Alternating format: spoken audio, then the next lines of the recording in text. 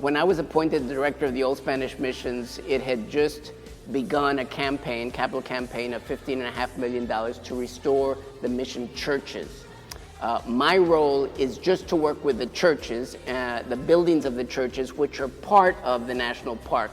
All the other grounds, all the other buildings would be under the control of the federal government, so that's really not where I work. I just work to make sure these 4 churches stay standing and are restored. So the interior restorations is what we raised most of the money for, and to establish an endowment. So it was a $15.5 million goal. We completed that in the midst of the Great Recession, which really says something about what this community feels is the treasure that they have with these 4 missions, that they were willing to give big gifts. In the case of the largest donor, $2 million, so that these missions could be restored and in good shape for the future. And so what we've done now with that endowment, the endowment is started at $4.5 million, we've got it to $7.1 million.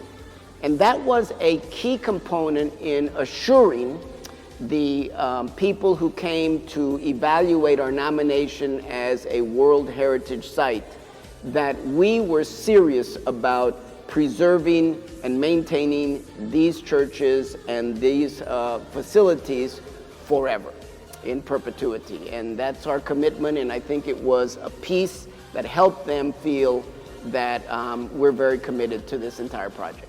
And so the official study that we had done says $100 million impact. I think that's the beginning of the impact. We're talking about, we're going to have this designation forever. So I think that impact will continue to grow on this community, and specifically on the south side of San Antonio. We've already noticed a lot of improvements on the south side in the infrastructure. I think there's going to be more improvements. There's going to be more growth. There'll be more people wanting to live on the south side. The missions have easy access to the downtown area, easy access to the airport.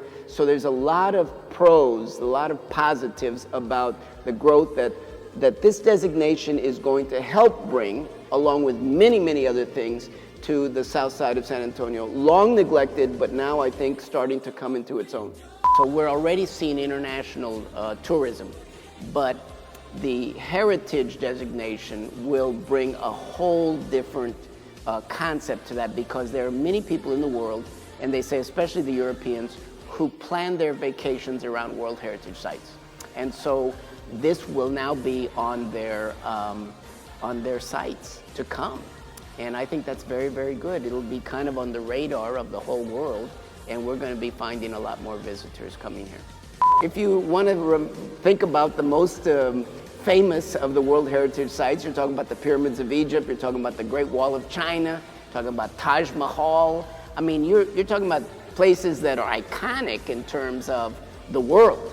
And we're there now. We're going to be there with them, and I think that is something that we should be very, very proud of. In the United States, we'll be places like the Grand Canyon, which is a natural thing, but also Independence Mall in Philadelphia, which is a very beautiful, a very important part of the history of the United States. I think we're as equally important part of the history of the United States, looking at it from the southwest point of view rather than the northeast point of view. And I think the United States, the American people, are going to begin to understand better that looking at history of the United States, you can look at it from east to west, or you can also look at it from south to north. And both of them are important for our country.